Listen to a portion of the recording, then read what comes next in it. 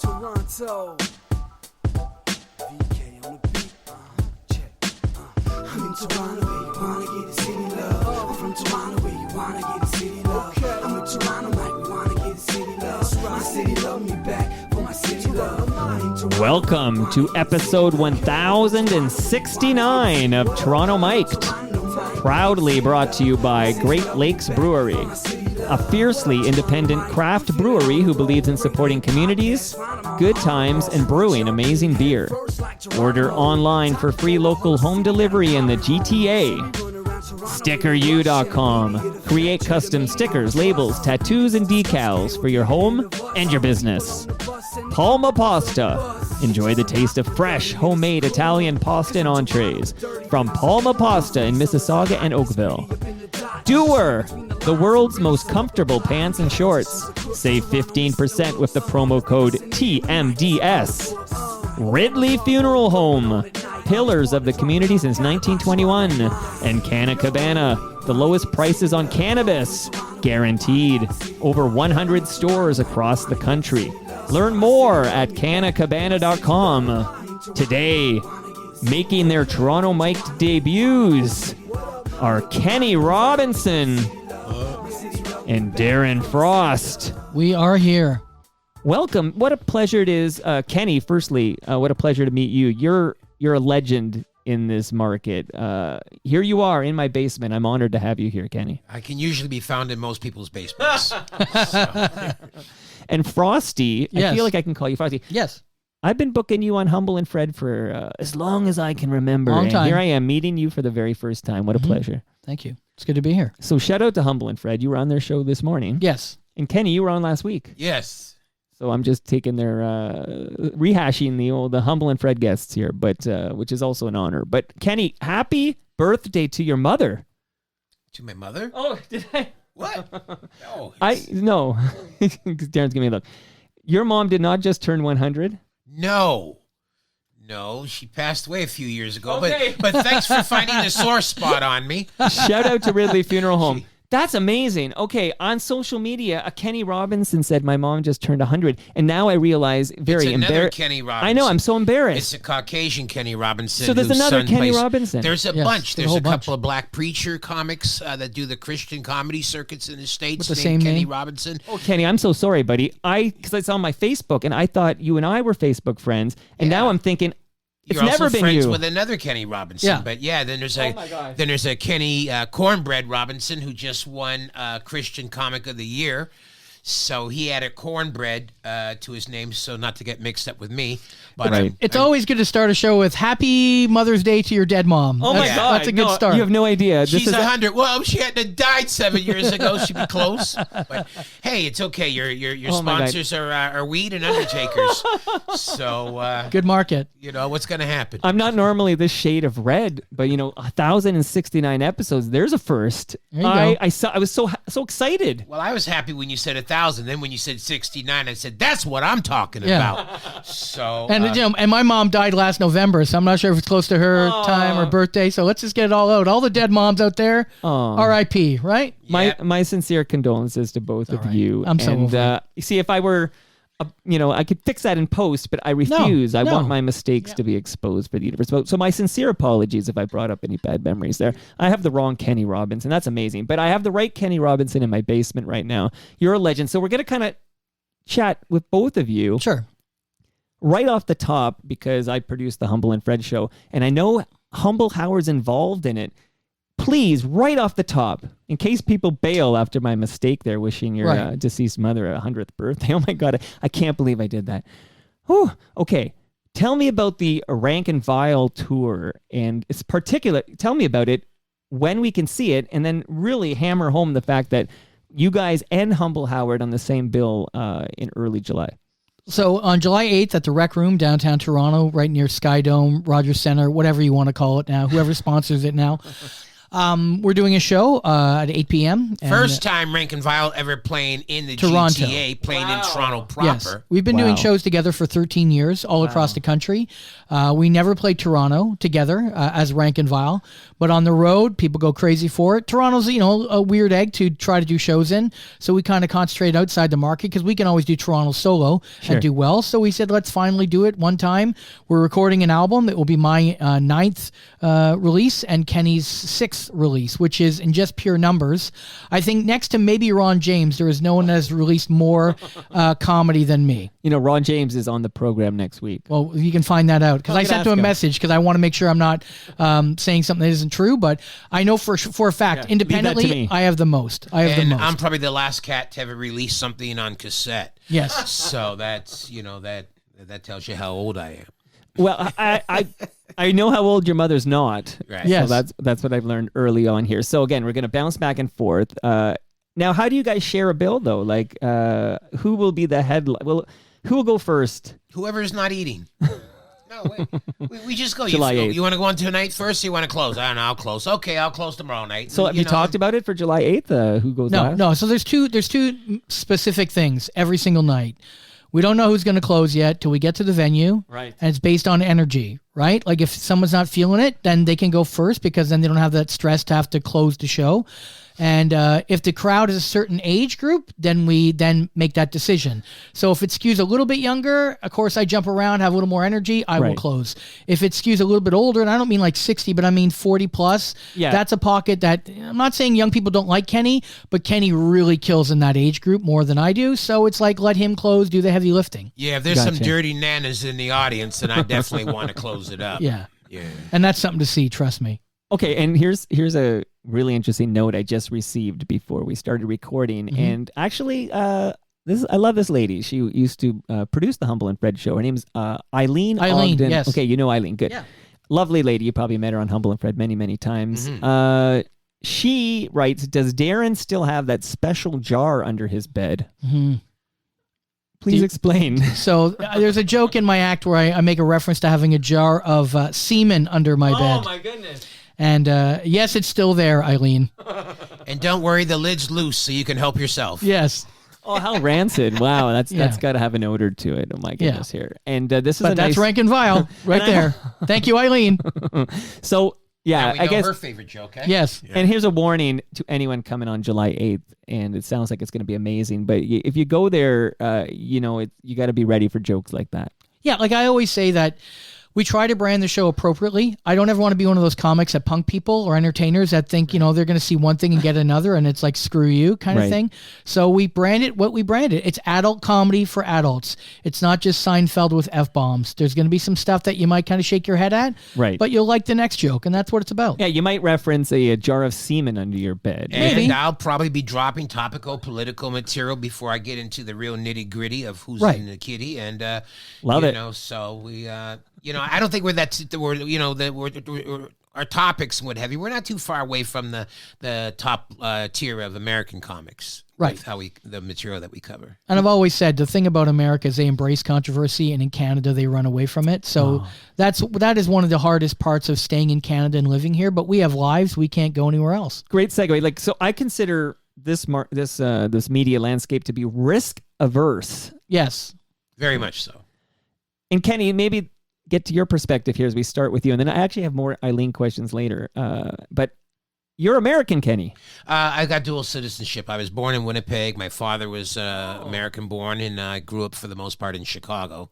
But from grade 10 on, I was in Winnipeg for high school because my mom caught me trying to sneak a knife to school. Is that right? Yeah, because I was getting roughed up a bit. So she caught me with a knife and said, well, we can't have this. And she sent me up to my aunt's to go to school in Winnipeg.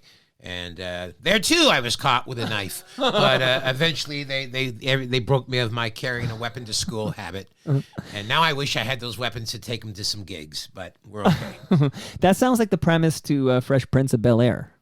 Almost, except for like 25 years before before Will Smith. Plus, I don't care what you say about my wife. You could put her name in your mouth all you want. I'm Yeah, not hitting me anybody too. over that. That's another good segue, and we're going to bounce around, but Sure. I always get back on track here. But have either of you been threatened when you're on stage, a la Chris Rock? Let Kenny go first, because I'll I've been take longer. threatened, but he's been hit. That's the So difference. you've never been slapped. No, never been slapped. Never had anything thrown at me. I've been the stage has been charged, but I've had big, huge steroid bartenders grab them in Rochester, New York, Wow. and wrestle them down to the ground. And also, I fixed the mic stand like a bayonet, prepared for a couple of charges. But no, Darren, they go PLO on my boy here. Okay, Darren, let me hear this. Have you ever been slapped? I have never been slapped, but I've had things thrown at me, like the Scotch tumbler glasses and stuff like that.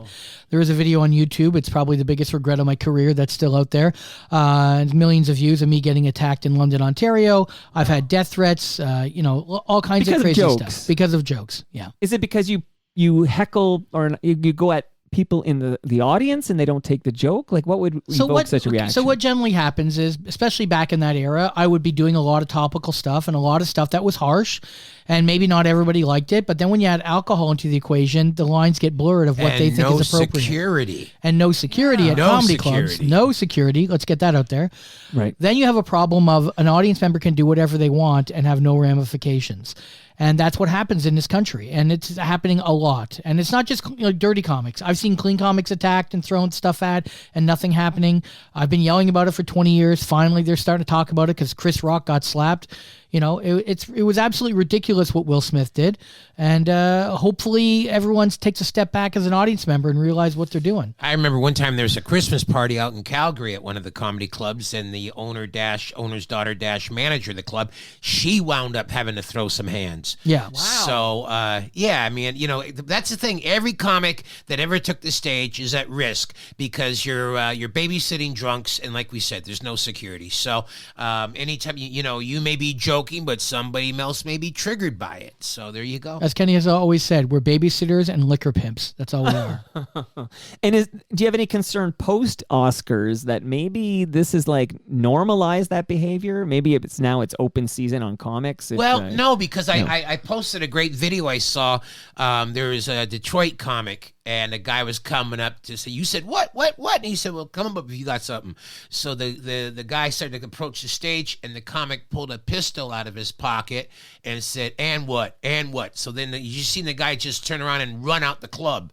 Wow. So I'm going, well, that's how them Detroit comics roll, but we don't have that luxury of carrying.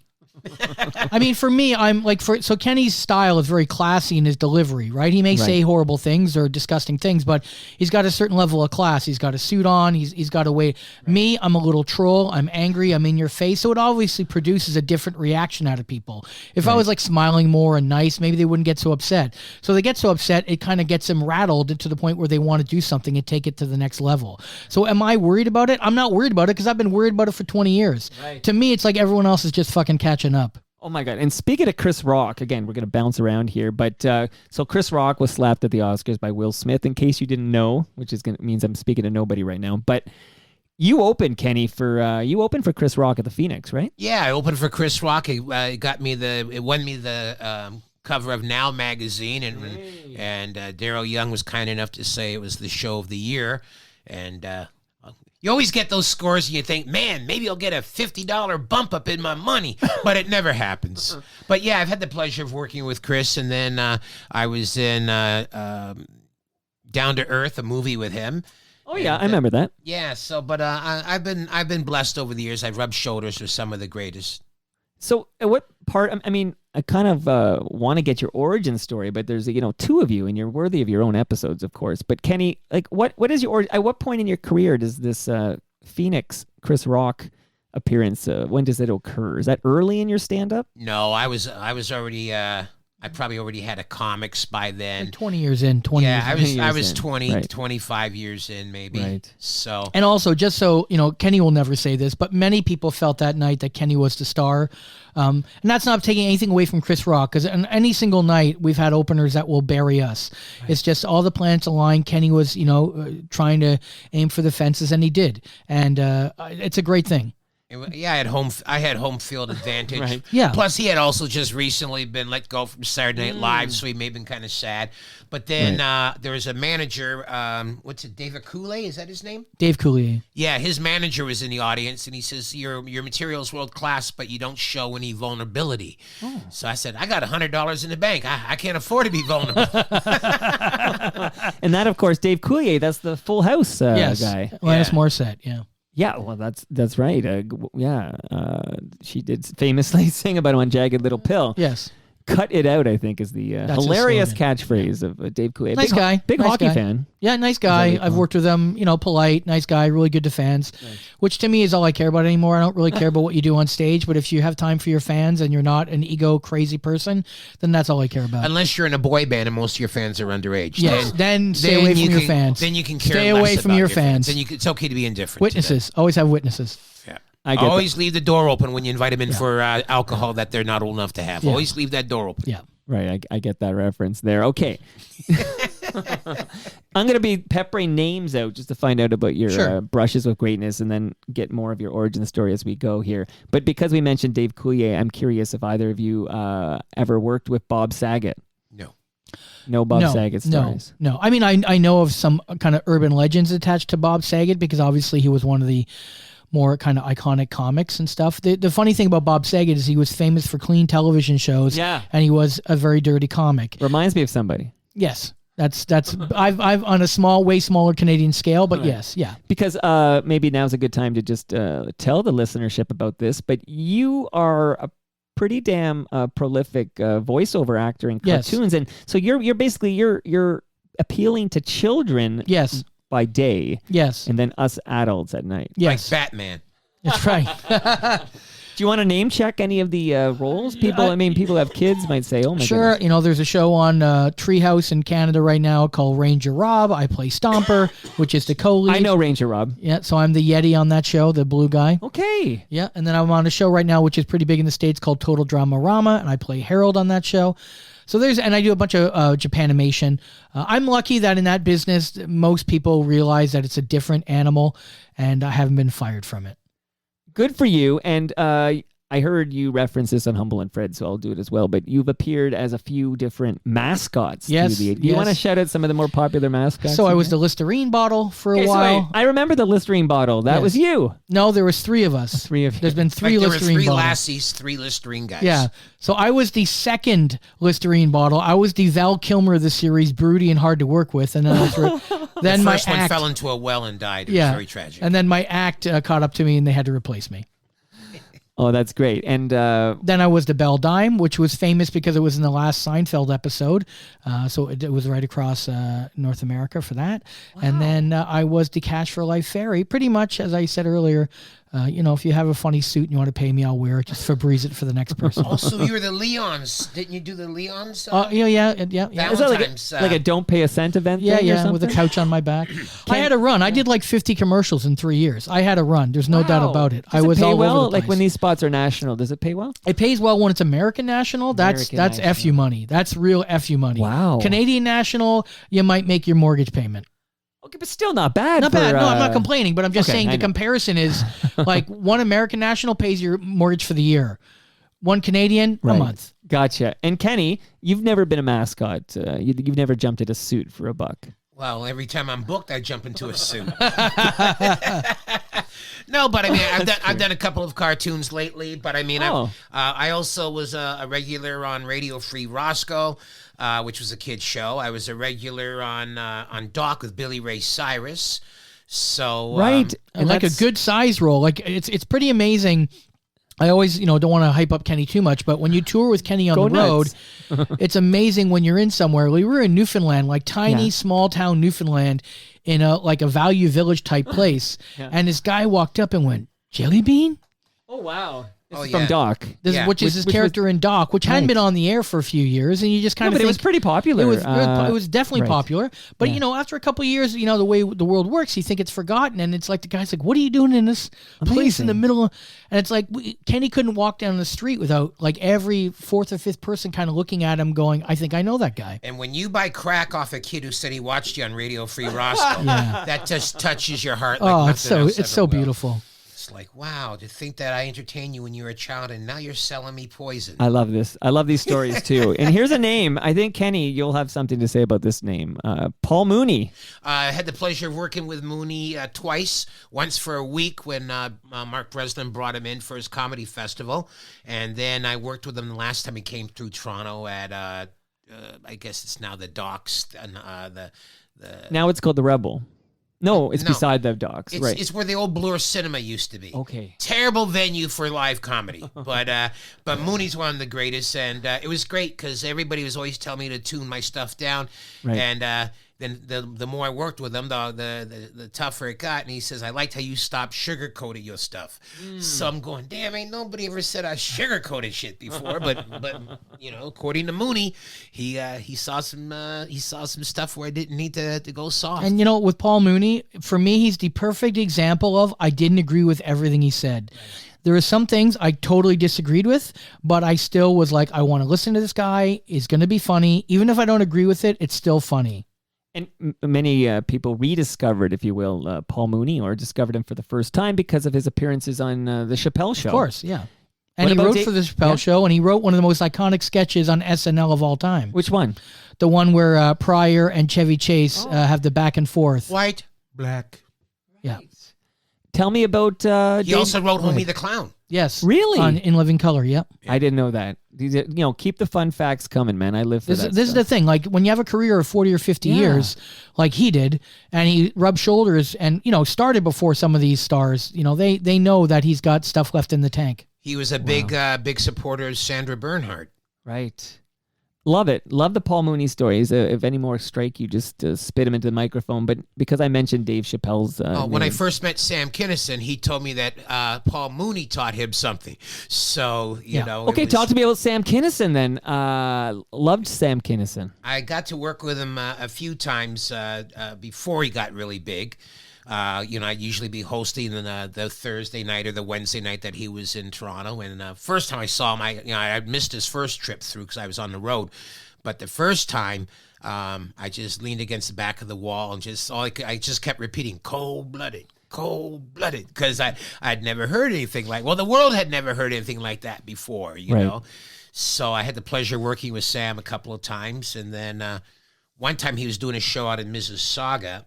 And I didn't hear about it, but I just heard from people that were there, said, Sam gave you a shout out. He said, make sure you check out Kenny Robinson. And I was kind of touched by that because I didn't think Sam even remembered my name or knew my name. Wow. So that was... Sam Kinison is one of the two, whenever me and Kenny talk about comics, like for me, because of the style of comedy I am, people automatically think I love Sam Kinison. I must be a Sam Kinison disciple. I liked Sam Kinison. I didn't agree with a lot of his material, especially towards the end and the misogyny and the anti-gay and some of that stuff. Right. Some of it I loved, some I didn't. But, Kenny would always say to me, there's two comics that just rocked a room like I'd never seen before. And it would always be Sam Kinison and then the stories about Mike McDonald coming into town. Yeah, or Bobcat Goldthwait. Or Bobcat. Wow. So there's a short list, but it's like he would always kind of say, you never really can understand unless you saw it live. It just doesn't translate to the same degree. Well, now I need you to tell me about we lost Sam Kinison too young. Paul Mooney's no longer with us, and they're all dead. They're all dead. But another guy we lost too soon, Mike McDonald. Please, because every time I speak of a stand-up comic, from Ralph Benmergui, you name it. I have a comic on the show. To Ron James, you name it, they'll talk about how you had to see it live, and then wow, this is the comics comic. I want you two comics to tell me about Mike McDonald. Well, he didn't talk to me for the first 3 years I was in town. I think when I first spoke with him, when I first came down, I was, got some hip stuff, pretty hip, And that was in the conversation. But he ran with a different crew. You know, it was like a Vaudry rack off the guys that are more established, and I was coming in from not being a part of the roster and doing shows with guys like French McFarlane and Wayne Fleming and any Sulavaki hut we could find, you know. So, but over the years, I got closer with Mike, but he was, you know, the thing is, he was dropping an hour and a half, 2 hour long sets. Right. So that was my first thing I gathered in my head was like, Right. well, if you'll never get that Mike McDonald money until you can do 2 hours. But little did I know I was never going to get that Mike McDonald money until way later on when he'd be complaining that he was making Kenny Robinson money. So And I, for me, with Mike McDonald, I never really got to know Mike or see Mike until after his kind of surgery. Right. So, you know, Mike had a certain, I don't want to talk ill will of the dead, but I'm sure he'd be fine with this. In the beginning of his career, he was not known to be the nicest person. Let's just say it like that. And there was a lot of comics who did not like Mike for certain reasons about the way he either behaved off stage or whatever. But after that surgery, or even up to that surgery and afterwards, it was like a different Mike. So that's the Mike I know. So, you know, he was a guy who kind of accepted his past, didn't run from it, was honest about it.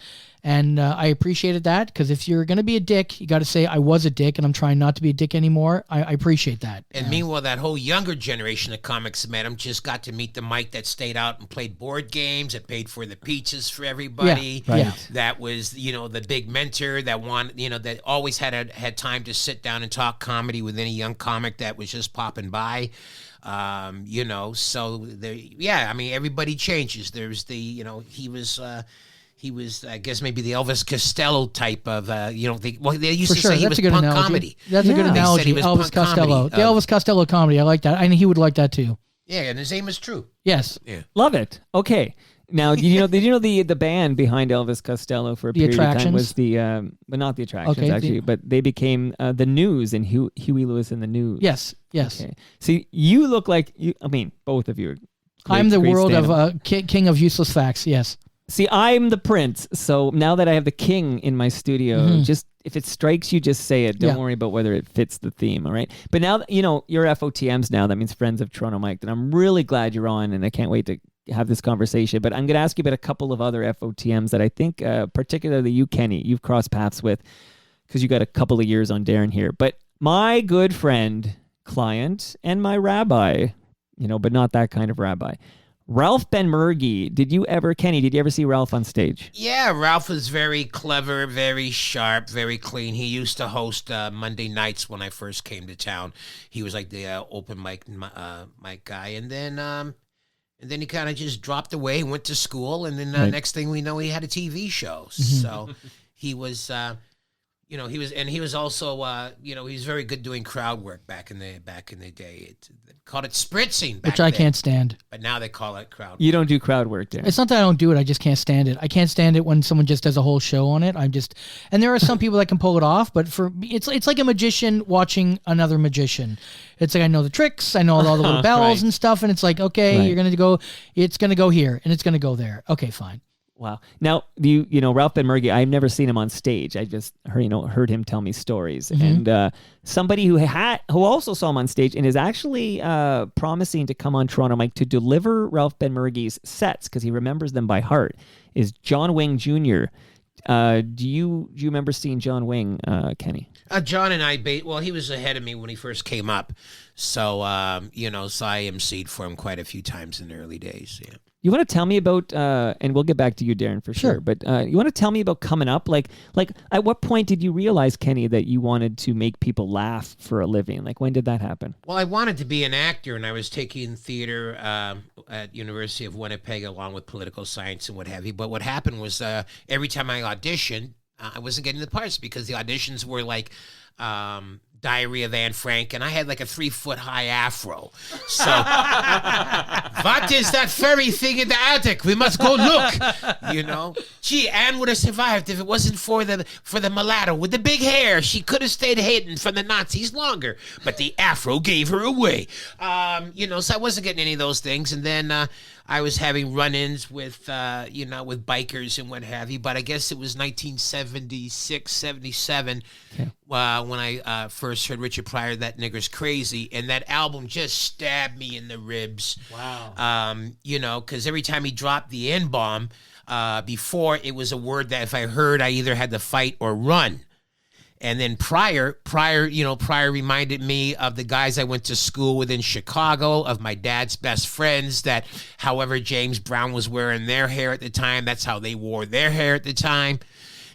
So he empowered the word for me. And because his material was so street-like, he talked about whorehouses and drugs and all this stuff that would be of interest. So back then, there are 3 black comics to think about. There was Cosby, and there's Pryor, and then if you were older, you thought of Dick Gregory. Well, I read about Dick Gregory, and Dick Gregory is a household name in my family. My mom and dad went and saw him one New Year's Eve. Doesn't get enough credit. So like my parents went to see him.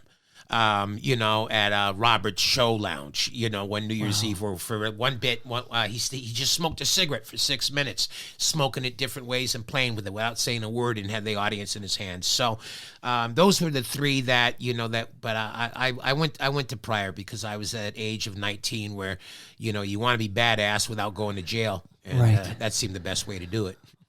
And you kept bringing that, that knife around. That knife was going to put you in jail at some point if you. Well, thank God I've dropped it. I've had friends that finished second in knife fights, and that's not good. No, you don't want to finish second in a knife fight. So at this point, Richard Pryor inspiring you, you decide, hey, I want to do that. A friend of mine dared me, and I was doing basically impressions at the time. Okay. So I was basically doing everybody that was dead that ever made a gangster film for Warner Brothers. Right. So after about the second or third time on stage, I said, you ain't got enough voices to make this last dude. You better start writing some material. And of course, it was the rawest shit you can imagine. But man.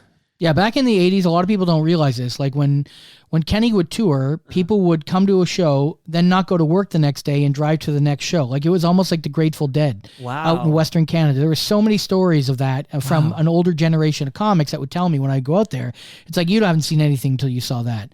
Like they would go from like Winnipeg to like Saskatoon to like just like hardcore logo. Yes. Yeah, where they would go like say, I did Saskatoon, and then I say, okay, I got to go to Prince Albert on Tuesday and North Battleford on Wednesday. And they go, we'll drive you. Yeah. And I go, it's okay. They give me money for the bus. No, you don't have to take a bus. You don't want to ride a bus. We'll drive you. And then there'd be 5 cars of good old boys drinking whiskey and rye. They had the speed. They had the speed detectors, the fuzzbusters. Yeah. And they all had beer in their cars. So then they beep, beep, beep, beep, beep. So that meant put the bottle down.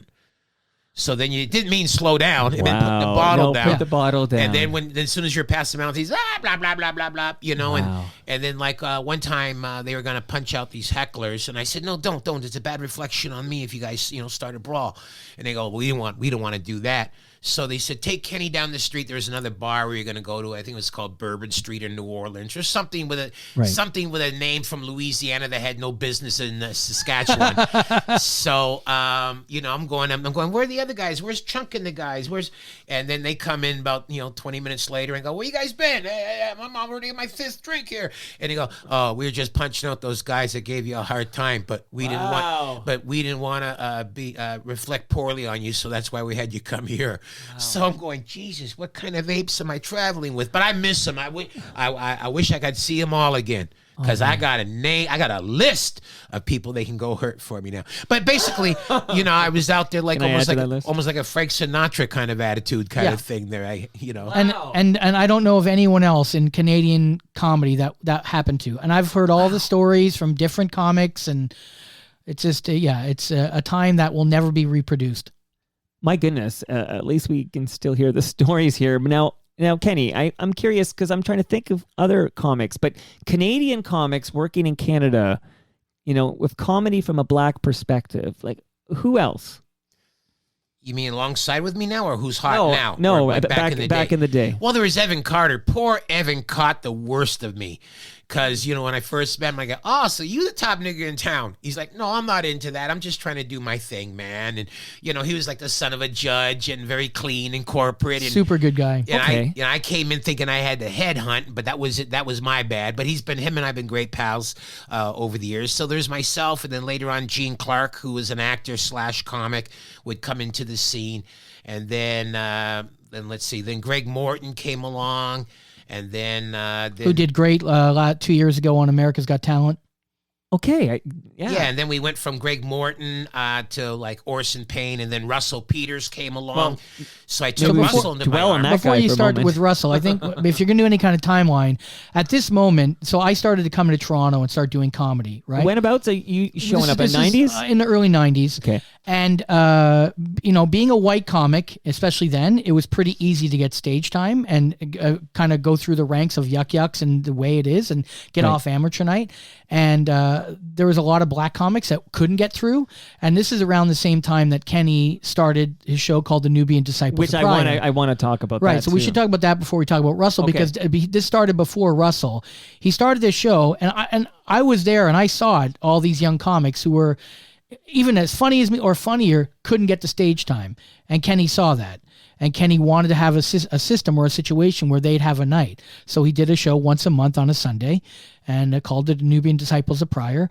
And it attracted a completely different crowd than normal. And I'll let him talk on his Yeah, behalf. Kenny, now. personally, I want to hear about this because it's been going on for 27 years. Like, this is still happening, right? Yeah, it's we're still doing it, and I guess there's maybe 4 generations of Yes. comics down Probably that are, 4 now. that have cut their teeth on it. I Wow. mean, everybody from Jean Paul, Gavin Stevens. Gavin Stevens, Ron Jossel, Trey Anthony, who's just big now, doing all kinds of stuff. Roy Wow. Day from back in the day. Then you've got Crystal Ferrier, like all this new kind of generation. And then Sabrina. And then we had my son kills me. He goes, Dad, you ever hear of a comic named Kevin Hart? And I go, yeah.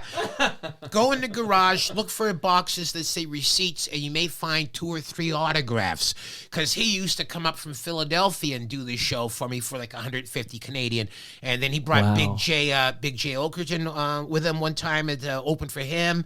So he had that, and then had Tommy Davidson because he was up in town doing the movies, and then we had The movie Chappelle. I did with him. Okay, what movie? It was called Santa Who for Disney. I played his sidekick. Also, Wow. he was also here for Booty Call. Booty Call. Right. Yeah, so we had Dave Chappelle come up while he was making Half Baked. He did 2 Right. sets.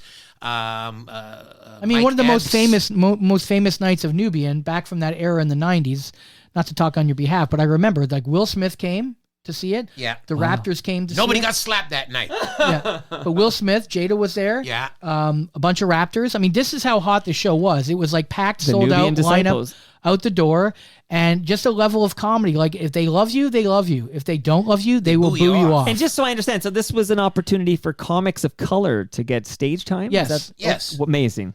And when did you drop the of prior of the name there? Within 3 months of it, because I figured, well, we don't want his. He was ill when I saw something where his ex-wife returned to him, and I thought, well, we don't want to have any kind of lawsuits here, Yeah. or anything Right. like that. So, just drop that. Or there was a great night when there used to be a comic around named Jazzman, and he was working as an extra on the films, and he brought in Anthony Anderson with DMX. Wow. And there's an argument with the manager because DMX wanted to bring his can of ginger ale into the club with him. What? And Mike and Himmel wasn't going to let him bring the ginger ale in, so there's all this, almost a fight.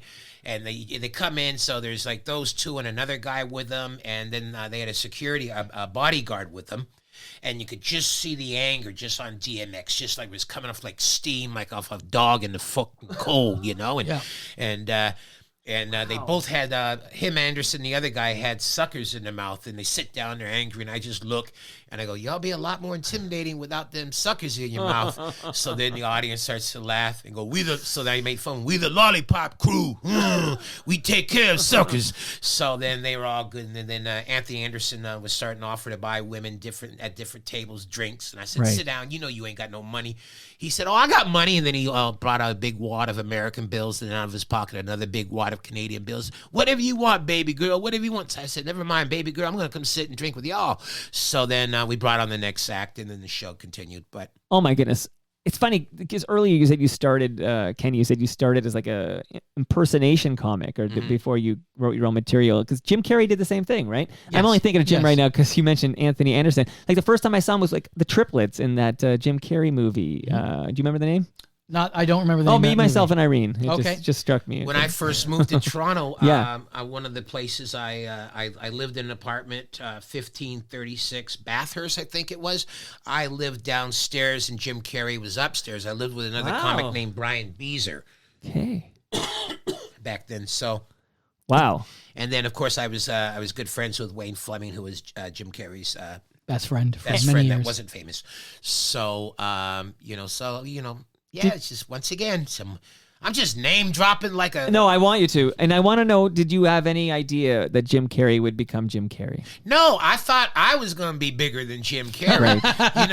That's when Jim got bigger. Everybody said, "Did you know he was going to be this big?" I said, "Man, I thought I was going to be that big." I had Breslin on the show, so Breslin came over, and I was asking him about Jim Carrey, and he basically said he didn't think Jim Carrey was very good. Like, Yeah. Breslin was shocked Right. when he became the one who broke out and became a global sensation. Because that's the thing about this game is why you got to be really nice to people.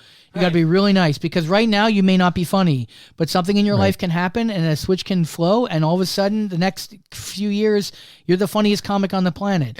And if you weren't nice to them, like certain people, then that's going to come back to bite you in the And ass. plus, Jim had a whole different character and talent and bag of tools than the rest of Yeah. us. I mean, he was fearless. When he went to Los Angeles, he was fearless. He had nothing to lose. He lived in a van with his parents. Come on. Physically, he had it above everybody else, Yeah. and Right. and he could do. I mean, he did this one thing where he just did the facial expressions of celebrities, so Right. he didn't even have to talk. Yeah. And he'd have the audience applauding. I remember these performances well. Yeah. The James Dean, where I don't know where he got the skin to put the wrinkles on his Yeah. forehead, but he did that Dean thing, and Yep. then he'd slide into Clint Eastwood and to Brezhnev, and then all these other guys. So he was, but his father was a musician and and then had to try and bounce between not making a living doing music and then as an accountant. So the showbiz bug was in his blood. So I mean, when I first met him, he used to wear a tuxedo with black patent leather Bally shoes, and his father would say, "Those are your work clothes. If you worked at the airport unloading luggage, you'd have a uniform. If you were a cop, you'd have a uniform. If you're a janitor." So Jimmy's uniform was a tuxedo and patent leather shoes. Wow, I'm loving this, guys. So keep it coming. But I want to now know. So we talked about the Nubian Disciples, which is going on for 27 years. Yeah, last Sunday of the month every month. at Yuck Yucks. Amazing. But tell me, did that help the career of? Let's talk about Russell Peters for a moment, both of you. Russell Peters is another local success. so let me story. start first because he's got more stories. Okay, Frosty. So the thing about Russell, and one of the great qualities of Russell Peters is he can play a comedy club or a giant arena, and I've seen both. And he still has the same kind of energy like it's a small room. And he can make a giant room become very small. And that is a talent that you can't teach. You either have that or you don't. So whether you think Russell's funny or not funny, blah, blah, blah, the level of talent that guy has is amazing, just in that regard alone. And then when you add on the fact that, Russell's a really nice guy. He works hard. He's even said to me that, very few people in his life he would call a mentor. He considers Kenny almost like a mentor in the very beginning because that was that was the show you had to get on, that Nubian show. If you're anything or anyone, that's the show. And still to this day, it's still a great show that young comics think it's like, they treat it like an open mic, and it's not an open mic. It's the biggest show in Toronto. In the country. Yeah. And Kenny, are you? I know you're a humble guy, or maybe not. Maybe that's my buddy Howard Glassman. I'm thinking That's why I always have to be here, because he is humble.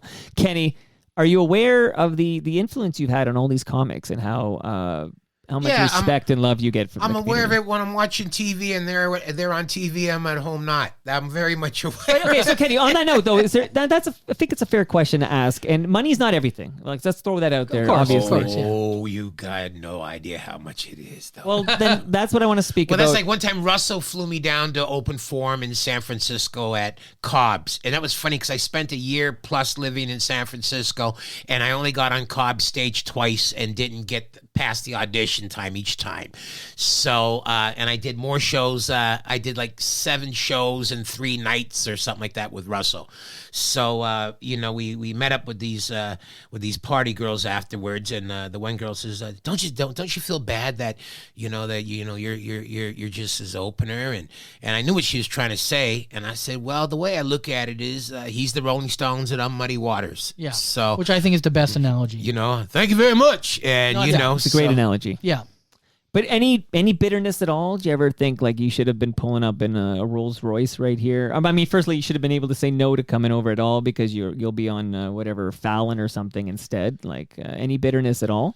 Well, maybe years ago, but then, a few years ago, I realized that a lot of the people or a lot of the comics I may have been envious of are all dead.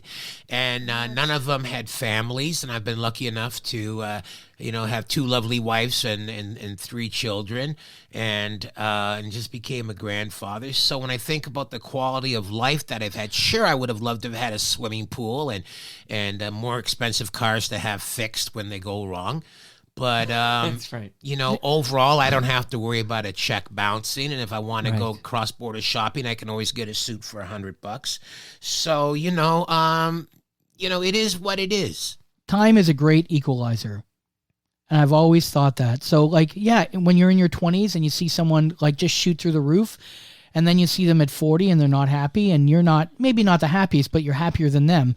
Right. That's when you realize that, look, am I a bitter guy? I am about the business because I wish the business was better. Am I bitter? I own it. But I also try to take as much time as I'm bitter to create things and write jokes and whatever. But I'm not bitter about my life because my life outside of comedy is far more fruitful than my life inside comedy. And that's something that most comics who are successful might not have.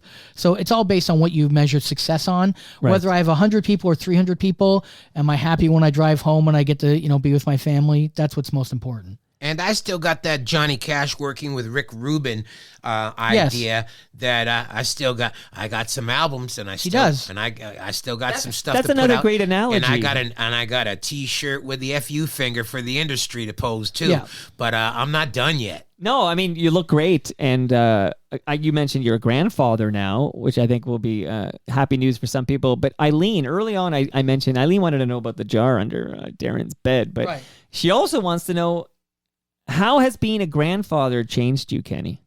Well, I've only gotten it because my daughter lives in London with her husband and baby. That's because they're London or the other one? London, London, Ontario. Ontario. They both work in radio there. So Great. and her father, my daughter's grandfather was the top morning radio guy in London for like 30-40 years, Peter Garland. So the radio in London and that family are kind of ingrained Connected. there. Wow. So I haven't had a chance to see her as much, and she's still only maybe like 6 months old. But it makes me count my blessings. Which I think is the important thing. And then, of course, there's all kinds of jokes like, when first time I held her and she started crying and I said, if you don't cry, I'm going to bite your face off. And then I made faces like I was going to bite her face and she started laughing. And then, of course, I've only used this a couple of times because why use a grandchild to get jokes? But Right. Granddaddy I can't. would. Grandpa can't kiss you because Granddaddy was eating dirty ass last night. So I'll say stuff like that while holding her and stuff like that. But it's wonderful. And Darren, how many kids you got? I have 3. We just had Father's Day on Sunday, Yeah. and We were stuck in an airport in Thunder Bay until like 8 o'clock at night. Enjoy Father's Day. Enjoy your time did $12 sandwich. What time did you hook up with your bunch? 10 o'clock. Yeah, I couldn't get a cab out of the way. I walked away from 2 of them because they tried to charge me $10 more than they charged me when I went down there. Yeah. So it reminded me of the whorehouse in Tijuana. The cab charges you so much going, but when you want to leave when the sun comes up, it's more. Yeah. Wow. So, but I hooked up with 2 of my youngins, my daughter and my son, and we went out to a restaurant where the kitchen didn't close till 11. And they had gifts for me, and we had dinner. And I said, man, it was no point in getting upset over being late or the plane being delayed. Willie Nelson says, time will take care of itself, so leave time alone. Right. And as I try to get a little bit more spiritual in these days, it's just have faith that things are going to turn out. Yeah. So I bring up Father's Day and love hearing that because I had a photo. I have 4 kids, and we took this. My wife took this beautiful photo of us, and then I tweeted the richest man in town, and that's a line from It's a Wonderful Life. By the way, Jim Carrey would do a very good Jimmy Stewart, as I recall, back in those days of the impersonation. But richest man in town. It really is a wonderful life. It really is. And he used to do this bit. I said, looks like we're having ourselves our nuclear holocaust. Yep. All right. Yep, Fireman Bill. Yeah, pretty much. That's right. That's the origin. But I mean, I was just getting emotional because with all this noise going around and there's some chaos in the world and friction and ill will. But then you look at what matters and you have the love of your children, and then you realize that people are on their phone too much. They're not looking what's right in front of them. I mean, it's something that's said every single day and no one listens. Right. They don't realize what they have in front of them. They're looking for something else, and that's just human nature. It doesn't.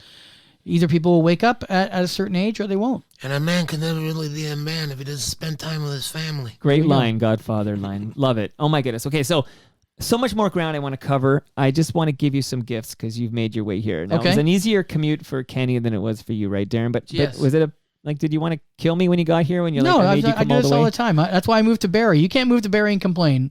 And how is Barrie, by the way? Because I've heard great. Barrie, you got in before Barrie became as expensive as Toronto? Yes. That's key. Yes. I got lucky. I moved there about a year right before the pandemic. Okay. And so, yeah, because I'm hearing stories now, and they're like, yeah, that 3-bedroom home in Barrie, that's like $1 million now. And I'm like, wait, no, that's the reason you moved to Barrie. Even Hamilton is no longer affordable. None of them are.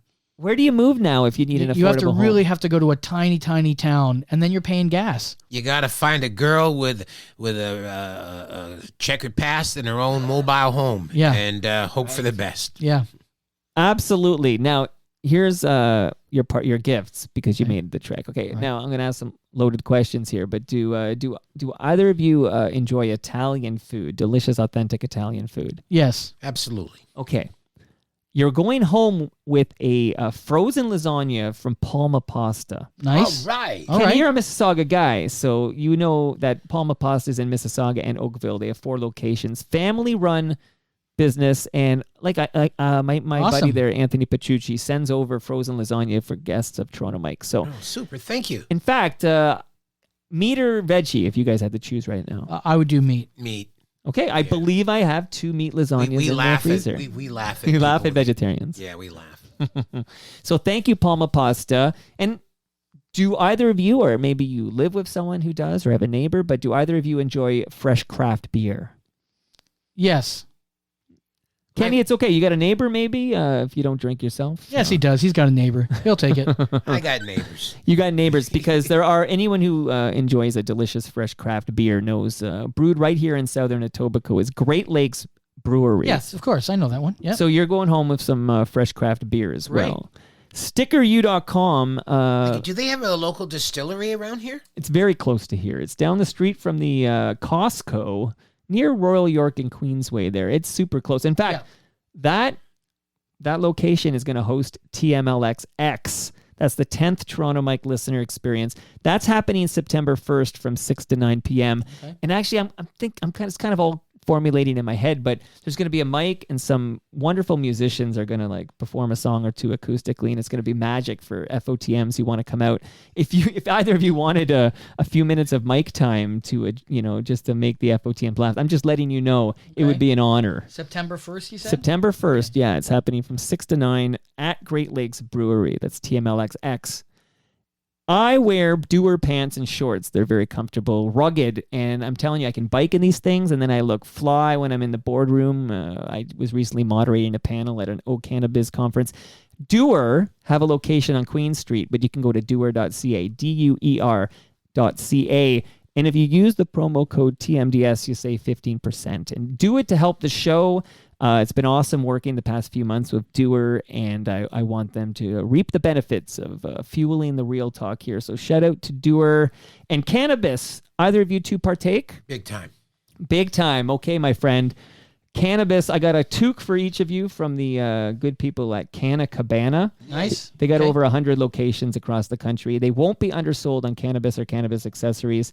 And a sticker there from stickeru.com. That's a Toronto Mike sticker for you guys as well. Thank you. And last but not least, and the last of the gifts, then we're getting back to this amazing conversation, but you never know when you have to measure something, right? So you got to have a Ridley Funeral Home measuring tape. You should each have one It's of perfect those. for the car. You never know, man. No matter Perfect for what, the car. I still want them to put me 6 feet down. Okay, measuring Not measuring 5 and a tape half. or no measuring Not tape. 5 and a half, 6 You know, feet. I want that full 6. Shout out to Ridley Funeral Home. Brad Jones there has a great podcast called Life's Undertaking, which I'm proud to produce, and I urge people to check it out.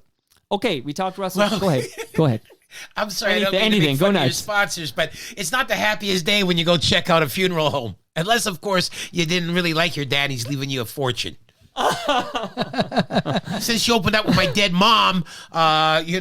thought it's. Oh, I That's thought you fair. forgot It's about gone that. full- That's I was fair. hoping Kenny forgot I can't. about that. I'm looking at a funeral here, and I'm thinking how I couldn't even give her a funeral because all of her friends and relatives had died. I can't believe how long I thought I was friends with the Kenny Robinson, No, and it's now the I'm other one. realizing it was another Kenny Robinson. Oh, man. There used to be a Ken Robinson that pitched for the Blue Jays. I was going to say, yeah. and he died in a car accident.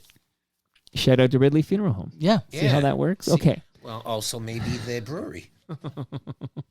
Love the people at Great Lakes. Okay, Dave Chappelle, man. I think we brought him up earlier a couple of times, but you worked with him, Kenny? You have any Dave Yeah, he's Chappelle done things? 2 guest spots at Nubian shows when he was in town filming Half Baked. But first time I seen him live, I think he was like 16. It was at Just for Laughs, and I was just thinking like, this kid's too damn good. And he was saying like he used to go pull 35 spots a week. Yeah. You know, just always working on his chops, kind of thing. And Norm MacDonald, we lost him recently. Did you ever work with Norm? From the very beginning. But Darren's got a funny story about Norm. So I was on a Western tour maybe 8 years ago in some small town, hating my life, just trying to, not jump off the building. And it's like 3 o'clock in the morning because I have insomnia. Whenever I'm on the road, I'm up to like 6 a.m. And I just get this direct message on Twitter from Norm MacDonald. And I'm like, I've never met Norm. I've never talked to Norm. Didn't think Norm even knew who I was. Yeah. And so you always check. It's got the blue check mark. That means it's been verified. This is Verified Norm. by Twitter. And he just says to me, "Hey, Darren, someone said that you should be one of my openers on a tour up there in Canada, and just wanted to talk for a second." And I'm looking at this, and I'm like going, is someone punking me? Right. Because from what I remember, and maybe I'm wrong, and because I wasn't close to Norm, my kind of comedy was the farthest thing, not only from what Norm did, but what Norm liked. Norm didn't like super serious comedy. He liked it to be a little more, weird and out Irreverent? there and irreverent. Yes, that's the Yes. word. Thank you. But he didn't have a problem with Blue, though. No, he didn't have a problem, but I just never thought that would be the person. So I'm trying to ease into this going, Yeah. I don't know if I'm the right guy for you. And, we're keeping it light. It turns into this like 2 hour, maybe 3 hour back and forth conversation. And we just start talking about, the back in the day, because I know the people he knows. And he brings up 2 comics that he remembers very fondly, and they're his favorite 2 guys. Who? And I won't say the first one because I can't stand the guy. But the second one was That's the one I Kenny wanna hear. Robinson. Is Kenny Robinson? Yes. And I'm looking at this phone, and I'm like, I'm super tight with Kenny. Kenny's never brought up Norm before outside of, I worked with Norm, and there was no like link or anything. Or I've heard more stories about Kenny and Jim Carrey, and there's not even that many. So it's like 5 o'clock in the morning, and so I call up Kenny, and I'm like, "Hey, Kenny, like, I didn't know you're tight with Norm." And he's like, I'm not. And I'm like, well, That's a good Kenny. I'm like, but he just told me the 2 favorite guys, and he goes, I don't know what to say. Like, I don't, and I'm like, I don't know what to say either. And so I just messaged back to Norm, and he just this flood of all these positive things about Kenny, like this isn't just like a throwaway thing. Like he was saying all these nice things. And then he's like, I said, look, I had to wrap it up. I said, I got to go. I'm working on a new DVD. I got to work on my notes. He's like, a DVD? I'm like, yeah, I'm working on my 4th. He's like, your 4th? I haven't even put out 1 yet. I said, well, they're not funny DVDs, Norm. And he laughed at that. And then he just kind of wrapped it up, and he goes, I want to hear you. And I said, well, we've talked about all these guys, including John Wing Jr., who he spoke very highly of. Yeah, FOTM, John. Yep. So I said to him, I used to have a show on XM, and there's like 80 old episodes. Wow. I said, and there's one with Kenny and one with John Wing and one with this other guy he brought up. Why don't you go listen to them? He goes, I'm going to listen to them. And halfway through this conversation, he followed me on Twitter. And then the next day, he unfollows me on Twitter. It's almost like man. he He listened listened and and like he tapped out. This is like, this guy's not for me. Yeah, Wow. you're way different on your podcast, man. So I love that story because I'm like, I love awkward, and it's like there's love never it. going to be a better ending for me than Norm unfollowed me. Well, you love awkward. Did either of you work? I know you did, but I want to hear any stories about Mike Bullard. Go ahead, Kenny. Yeah, I worked with him a bunch over the years. There was Pat Bullard, his brother before him. So, it was like the DiMaggios. There was Joe and then there was Dom, So Who was funnier? Probably Pat, or as Donnie Coy, he used to own 3 or 4 Yuck when he used to push that Pat was coming to town. And there won't be a dry seat in the house when he's done. But he was he was always so smooth and so polished and so so charming. I thought he was going to be like wind up being a Ted Danson type of cat, but he wound up having a great career as a showrunner and a producer and a writer. Did he work with Roseanne? I'm trying to. Yes, he wrote for the Roseanne show. Right. Yes, right. And Grace Under Fire. Yeah, he told a funny story that one time Roseanne was arguing with Tom Arnold and him and Stevie Ray Fromstein. Roseanne was firing everybody she saw while she's fighting with Tom. No, you're fired. And all you had to do was be sitting there coming out, and you're fired too. Why? Because you are. So Pat tells this hilarious story of him and Stevie Ray hiding underneath the desk so they wouldn't get fired. Yeah. And just to go along with that, whether a Pat or a Mike is funnier, I don't think in those terms because Pat was smooth and Mike was not. And that's just a style difference. So if you think he's funnier, it's like you don't like the packaging of how it's being delivered sometimes. Like there's people that will never like me because I'm too aggressive. I could write out the jokes and be like, that's a really good joke. But the way I deliver it, you're never going to get on board. You're not going to be everybody's cup of tea. Right. But so they're both very fast on their feet very and fast. Quick. So, like after I got to know Mike better, I went, damn. And I said, well, he's edgy. And then I thought, must have been murder sitting at their dinner table with them Bullard boys. The thing is, Mike was an MC, and he was either the best MC if you're an audience member or the worst MC if you're a comedian, because he gets the audience into a certain mindset that we can talk to them and it's all about the audience and what I can say. And then if I go on and I just do material, the audience is not set up for that. Or he's got this one line I'll always love. He was working the crowd and he goes, and you, sir, what are you celebrating today besides another stroke-free day? Well, it's funny. Earlier we talked about Ralph Benmergui, who's become a dear friend, and he famously had the late night talk show on Friday night with Ralph Benmergui, and I think James B. was the musical director. Yes, he was. Yes, and Great Bob Scott was the drummer, I think, on that. Yes. Yep. I have somewhere. There's an album here from the Look People. I should pull it out. But okay. And you know who's in Look People? Kevin Hearn was in Look People. Yes, he was. Did we talk about that before the recording? No. Was that on? No. Well, we talked about Kevin Hearn before the recording, but he never brought up the Look People. Right. Yeah. No. Yeah. I just couldn't remember if we put that on the recording or chat about Kevin Hearn. With Gord Downey. That's right. That was before the recording. But where was I going? Yeah, and then of course Mike Bullard had Canada's most popular talk show for years. He was the last guy to have a talk show, really. Yeah, have we had one since? Maybe Ed the Sock, maybe. Yeah, that's true. That's true. Yes. Yeah. But you're right. We don't do that, apparently. Why don't we do that? Why don't we do a lot of things? Well, tell me, because you're the American, I know you have the dual citizenship, but did you ever wonder, Kenny, if you just left this country, you would have been, Paul Mooney and all these, Richard Pryor and all these guys. It's hard to do that when you have kids. Yeah. Let's just be honest. If you want to be a father and you want to be in your kid's life, you have to make a decision very early on. You either have to take something has to take a back seat. You can't do it all, and that's just the way it is. And Canada can't do a talk show because the Canadian industry will not do it. Even if you don't have a talk show, they should have panel shows. Britain has huge panel shows are very successful, and panel shows are great because you let comedians be comedians. The problem with talk shows and other shows in this country is they force comedians to do something other than be what they are. So I even did the George Strombo show. Yeah, a couple of times. And that was a panel show, but even that show your hands were kind of tied because everything had to be cleared and you had to write specific jokes and they had to say yes or no. Whereas if you just invite me on and go, talk about this for a second, I'll be way fucking funnier than you going over my sheets and telling me what to say. Well, it's so contrived because it sounds like what you're describing is the Bill Maher model or whatever, right? Because I'm assuming, and you would know better than I do, but when Bill Maher has on these guests and they have this discussion, that hasn't been scripted or pre-approved or whatever, or is it? It's not scripted. They would be told the topics. They would definitely be told the topics, and if something happened that day, they would know. If it's something happened, we're going to talk about this. Yeah, because you don't want to get 3 people that never picked up a newspaper on the panel together. Right. So but they wouldn't be like, well, what's your joke on this? And tell me, well, you can't say this or can't say that. What do you think of January 6th? It's the day before the 7th. No. So you can't have that. you know, Right. but- Okay. So, but and Kenny, there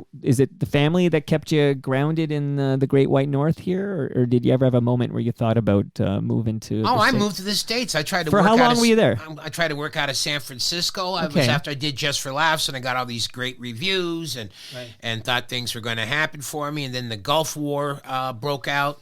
So, so the comedy boom was kind of dying. But, when I was in San Francisco, in fact, a lot of guys couldn't bother to remember my name. They just went, "Oh, there's a political guy," because nobody knew me to do raw stuff.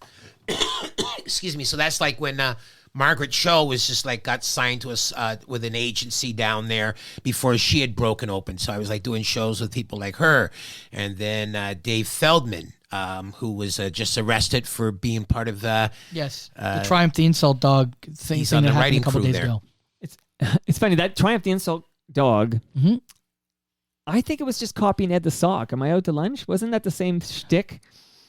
You know what? I'm friends with Ed. Steve Kersner. Yeah, Steve Kersner. I'm very good friends with him. He would have to, talk. I've had him on and we've talked about it. Okay. He says for sure. But Was it influence? Probably. There's no doubt. Ed preceded Triumph the Insult Dog. Yes, There's no doubt about that. But I'm not taking anything away from Steven. But having a puppet and being insulting, how much can you own that? Right. Like we've all put a Right. puppet on and said bad things. We all knew Otto and George. Right. So Otto and George is the dirtiest ventriloquist act based out of New York City. He's no longer alive, but he's amazing. And he's been going for decades. So that There's idea... nothing new under the sun. And just what I say with a teddy bear playing with my grandchild. And also, when you compare the two, and I would give this to Ed. Ed was political. Triumph the Insult Dog wasn't political. Right. So there was more meat on there for Ed the Sock than Triumph the Insult Dog. I used to love Ed's year in review of Yeah, all the bad fromage. videos. The fromage. It was amazing. Oh, it's incredible. It was vicious. He took that baton from Christopher Ward. Yes. He started the fromage. And Yes. then He started went on the first couple, and then Ed the Sock took it over. Ed the Sock took it over. Christopher and Ward went and rode for Atlantis Miles and took that money and ran. Black Velvet. He's, Didn't he marry her? No, they just dated. And, Yeah. What's with these guys not marrying these Canadian rock stars? I don't know. No The Road? comment. The Road? I don't know. Christopher Ward, before his Much Music years, he had was kind of like a yacht rocker. You should Yeah. listen to some of that Christopher Ward from the yacht rock late 70s, but he's a good FOTM himself. So, it's funny. I saw Conan O'Brien live at the Winter Garden Elgin Theater like in 2003. When he did his week of and I was shows, there yeah. when Adam Sandler was the guest, and that was when Triumph the Comic Insult Dog Went to Quebec? Went to Quebec, and got him in a. And that was a great clip. It was a very, Right. very funny clip. And the Bon Jovi clip, I went to down a Triumph Hole like a week ago for like 2 hours, and all the Democratic conventions and all Right. that. It's still great. And I was poop on your head. Yeah, but I mean, Ed the Sock is great too because he, like I said, he's going at a different angle and a lot more to play there, and just as funny. Without a doubt. Smarter. Yeah, definitely smarter. Yeah. Oh, I know. I'm a big fan of the Ed the Sock. Yeah, me too. And when I had Ed on, I not demanded, but I said, hey, I want to talk to Ed, but I also want to talk to Steve Kersner. Sure. So we did this whole thing where Ed went to move the car, and then Steve came down. It was like the whole thing. But The problem with in Canada, and I Yeah. think this is anywhere, the media is moving so fast that if you don't keep pumping things out, you're done. You're forgotten. So there'll be a whole era of people who don't even know half of the people we're talking about right now. No, for 'cause sure. There's no way for them to. oh man, it's so depressing. It is depressing. Well, okay, and I kind of want to explore this, but I don't want it to sound like I'm not suggesting you guys are funny, but Sure. But you've alluded a few times to how tough it is to hoe your own road. Is that an expression? Yeah. Like in this country of Canada, and I know Ron James. He went to the States. So Ron James, Yeah. sorry to cut you off. Yeah, well, please. Ron James is someone who also doesn't get enough credit in the Right. business. People know who he is. That's great. But you know what Ron James did? And I had him on my XM show. He's a star. And literally, I did 100 episodes. The number one episode was Ron James. By far, Ron James. Because Ron James, especially at this time, didn't give a shit. He just talked honestly about what he had to do. And he wasn't in a good mood that day. And he just spoke from the heart. And you know what a lot of people don't realize what Ron James did is he tried to go into comedy clubs And it was a bullshit way of doing it, and he knew it. So what he did is he went to every small town, played a tiny theater to 100 people.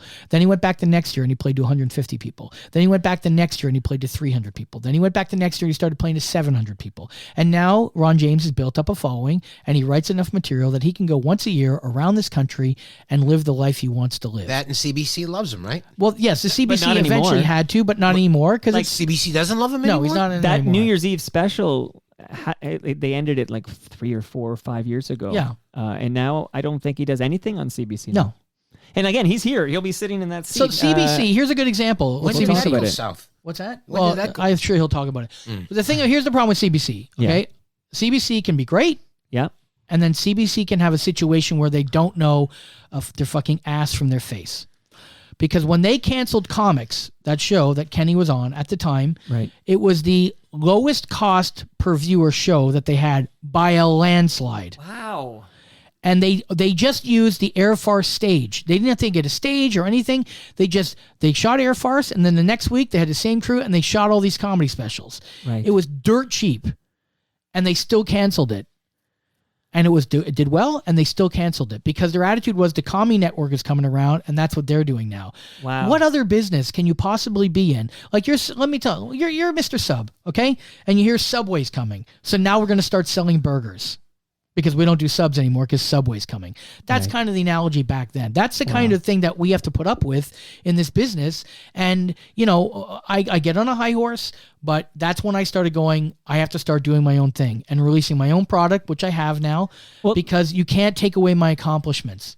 Well, let's talk about that. By the way, Don Ferguson came on this program to talk about how CBC killed Air Farce. Yes, too. it did. Yes. So it's Yes. And that's a Right. guy who's been there 50 years. They reduced them to just New Year's Eve, or do they still do New no, Year's it's they Eve? gone. did. Yeah. It's gone. And it's gone They now. did their last New Year's Eve special, like I think whatever. year They he came tried over. to get a new cast in there to pass on the baton. They did everything right. They even tried to do their own show called SketchCom, which involved young sketch groups, and the CBC messed it up.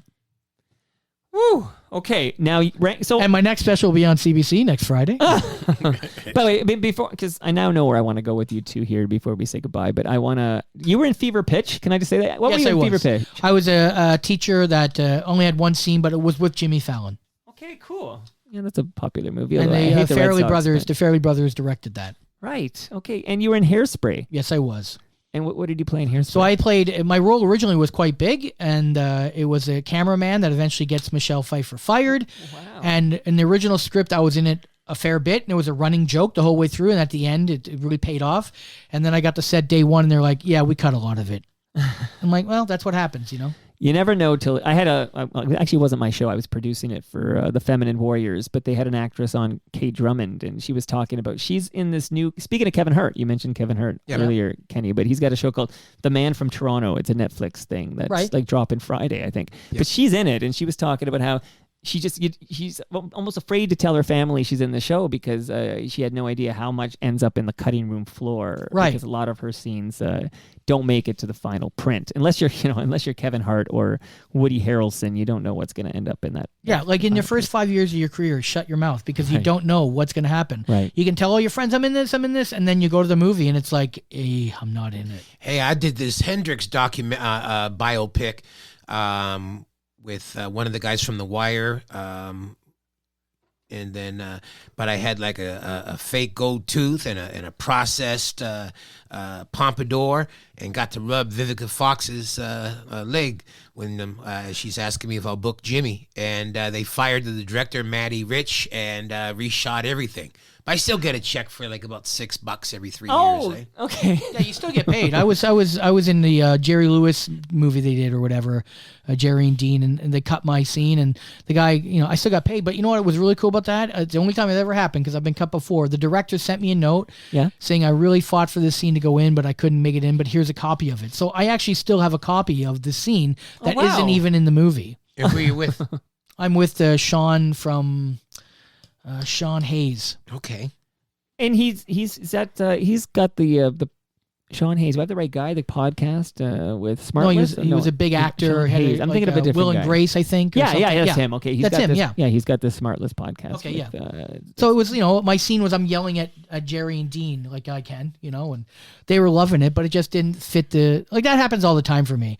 I come in, I yell, I scream. That's my thing. Let's okay. I mean, I hope it doesn't appear, Darren, like this is the Kenny Robinson show. That's but fine. Man, you're amazing. It is the Kenny Robinson show.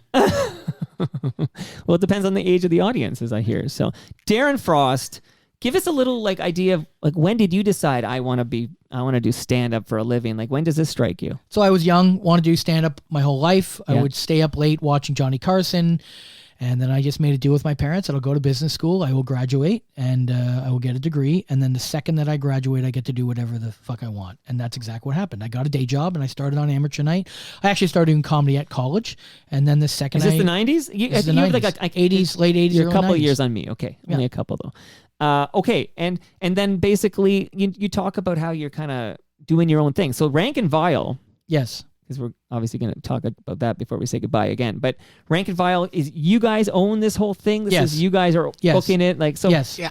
So you're handling the A to Z of this. Everything. Flights, hotels, buses. That's a page out of the Ron James handbook. Yes. That's smart. Yes. But I have a degree in marketing. So, and a lot of people, when they realize that in the business, they start treating you different, which is kind of shitty because it's like, oh, because I'm, I have that, now you can treat me more like a human.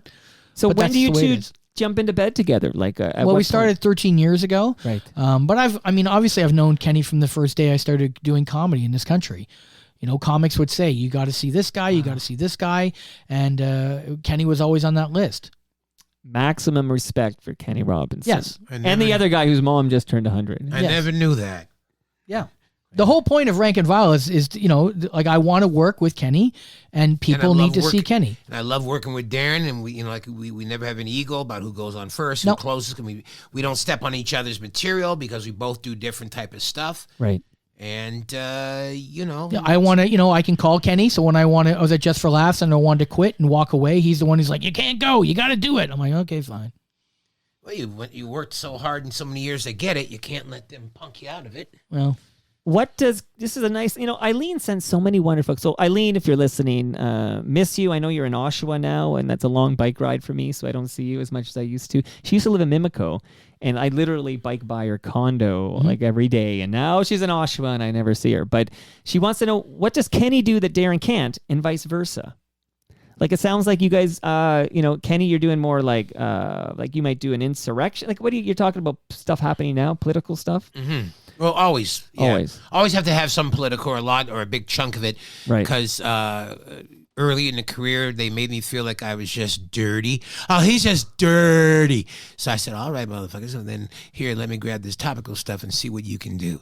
And, and then I got my comics doing all political material. So then, my attitude was, I'll beat your ass clean, boys. Wow. So... but then, then I get booked in a couple of corporates, and the last thing you can do is political or topical material that takes a point of view because you don't know what the boss's opinion is.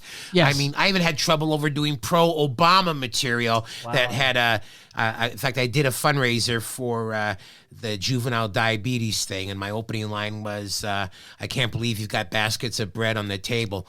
And I said, I've got type 2 diabetes. I earned mine, and they hated me. Wow. So yeah, and that was just 5 minutes after I heard on the radio in the car that Robin Williams had died. So Like it's really basic to me. It's like Kenny does political, Kenny does very topical. I do a little bit of that. I predominantly talk about what's going on in my life at that time. Okay. Whether it's I had kidney stones, I did like an 8-minute bit on that. My kids, what they go through, and me being a 51-year-old dad and what the world is. It's more of a perspective of where I am in the world. Where Kenny's perspective is where is the world going. Also, when I do the sexual material, like I've got a new bit about Viagra, which, you really got to like that person because it's a $14 pill. So, do I like her enough? No, I'm just going to break it in half and masturbate. In the same vein of the Spongeworthy, but a new angle, a new slant on that. I like that. Also, I've got a bad side effect to Viagra. It doesn't work that night. It works the next day when I'm on a plane. There's something about having to do up this seat belt. And, let's just say the stewardess asked me if I could place it in the overhead bin. And again, shout out the shows before July 8th because there are people listening from outside. So this of weekend in Kitchener, Ontario, we're at the Rusty Nail Comedy Club. You can go to therustynail.comedyclub.com. It's got ticket links there. It's also on Eventbrite. And then, July 8th, we are doing the Rec Room. And you can That's go by there. the Dome. And that's by the Dome. Tickets are only $20, which is really cheap. Cheap. There is a VIP package for $40 where you get better seats and you get a meet and greet and all that stuff if you're interested. We've almost sold out of that. And things are, and then in the summer we go up north, and then in the fall we hit Alberta, and then we go to Manitoba, and then we hit Saskatchewan, and then we're done in end of November because no one laughs at Dirty Comedy in December. Yeah, no, because Right. unless they start booking comedy, they start booking Christmas parties. At the X-rated comics ain't gonna Yeah, happen. June 26th, I got the Nubian show where Yes. Crystal Ferrier, she's on the show. She's going to be appearing on Comedy Network's Roast Battles. Also, Patrick Hay, who's very, very slick. In fact, I call him Silky. And then there's a couple of people making their Nubian show debuts. A woman named Lady Day. Also, we have. I'm forgetting names here. It's the age. Denton Lamar, who has actually opened up his own comedy club over in the Annex area. It's called the Comedy Lab. So he's doing the Nubian show. That's how popular it is. A guy can open up his own comedy club and still wants to be on the Nubian show. 27 years, brother. That's amazing. Like, it's still going strong. Well, like, the 2 years off for having the COVID. plague, but we still came back. We came back hard and good. And the other thing I meant to mention is on please. July 8th, we are recording that show for our next album release. So that's, you want to be part of history and hear the 25 minutes of Kenny has on the pandemic and the truckers and COVID and Viagra. He's got tons of new stuff. Tons. No one writes more new material than Kenny Robinson. And you give me a lockdown, nothing stops me, boy. No. And so July 8th at the Rec Room. Yes. What will be Humble Howard Glassman's involvement in that? So the He thing about procures the drugs. yeah. Well, Canna Cabana can hook him up. Humble's going to be on the show. I gave him an open book. If he wants to host, he can host. If he wants to just do a set, he can do a set. But he said he's probably going to do a set because he's so old. He's going to be tired and he wants to go home. Well, he's probably, in fact, I'm certain he's younger than Kenny Robinson here. So. I know, exactly. Yes, but he's Jewish, and you know how they age. Yes. The For the record, 35 Kenny said that. 35-year-old Jewish guy. guy's already walking over with his shoulders bent. Yeah. I can say this because I Can we grew get the up Chinese delivered? Isn't that what they say? I can say these things because I grew up eating deli. So some of my best meals have been Jewish. So And Rank and Vile does And that's the ladies. It has its also let's not forget the big sexy Shannon Laverty. Yes, Shannon Oh, yeah, Laverty. yeah. Also on the show, thank you, Shannon Laverty and Dave Martin, who is my co-host from my XM days. So it's going to be, that's the thing, it's going to have a little bit of variety before the show, before we that's get in. that's where I want to go. So Rank and Vile. There's Yes. a website for Rank and Vile Yes, too, right? Yeah, rank, the letter N, vile.com. Okay, because I was on it and it's fantastic. Lots of info there. Check out a show. Man, I'm laughing just thinking about it. July 8th at the Rec Room. Is this enough to feed the family, Darren? Like, and Kenny as well. But now that you own your stuff, and I guess you know that way you're keeping more of the bread or whatever. Yes. And you've got your 3 kids, and you're in Barrie, and life is good. So no. In concern. Canada, you have to wear many hats. Does stand-up comedy pay our whole way through? No. It's just another hole. If I could just make my living off stand-up, I Right. would. But everything else I do allows my ability to do stand-up. Sounds like my story because I can't, live off Toronto Mic'd, but I Right. produce other people's show, Yes, and then to be able to so do you're that. doing a lot of the voiceover work and Yes. and all these But different Toronto things. Mike opens the door for you. Right? No, it's absolutely, and it's also that's where your passion is. So it's Yes. not like stand up is your Yes, passion. don't get me wrong. I'm treated very well in the voiceover world. I love doing it. They treat Right. you with respect. The stand-up game, you just almost are like abused housewife syndrome. You just keep going back, and when you get treated Right. well in the voiceover world, you're like, is something wrong here? Am I Kenny, do you ever think of the R word, retirement? Is this like, I'm going to do this? There's no pension in Canadian showbiz. There's none. So, when I was younger, I used to think winding up like dead, like like the jazz great Lester Young would be how I want. Found in my hotel with $600 gig money in my pocket, and and a quarter finished bottle of liquor sitting on the bed table. But I much rather die, telling my kids, go look into the closet by the way I keep the vacuum. Open up the vacuum bag, you'll find $2,000. So I much rather go out that way than them just finding my body and having to call, one of my daughters. We have your dad, so no, there's no retirement for me. And you love what you do. Why would you want to retire, right? Well, or am I reading too much into that? No, I love what I do, but I mean, if I won a lottery with big money, I may not ever tell a joke again. Yeah, I think everybody gets to that stage. I might be sitting at Here's something funny. One day when I was getting down on myself about not making that big money, right? And I was walking to my local pool so I could look at there's a lot of Russians in my neighborhood. So, go check out the Russian moms. And then you see their husband who's got a tattoo of Jesus with his hand cuffed behind his back in the trunk of a Mercedes. And you go, well, maybe I won't look at this one so long. But, I was going, well, so what are you going to do? I said, you're going to go sit in the sun and you're going to read. And I said, what if you had $20 million in the bank? And he says, I would probably go sit in the sun and read. So the difference is I wouldn't have to walk the block and a half and carry my schmuck chair that folds, and I hope that I don't break the webbing on it. And, I hope my Diet Pepsi stays cold while I'm out there. Because if I had that kind of money, I have somebody go bring it to me. Or, maybe I got a fridge plugged out by the pool or whatever I want, So basically the difference was if I had what I had, or if I had more money, what would I be doing? I says, you'd still want to go sit in the sun and read, dude. So, I said, well, then you are a millionaire. The richest man in town. Like Howlin' Wolf said, I didn't say I was a millionaire. I said I spent more money than a millionaire. That's a good end.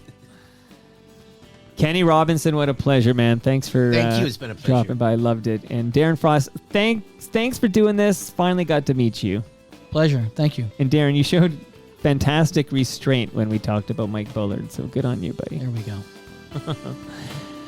And everybody, remember, July 8th at the Rec Room, check out the Rank and Vile a rare Toronto appearance for Rank and Vile. This is exciting. I wish you guys all the success in the world. I love that you're doing it yourself. Love it.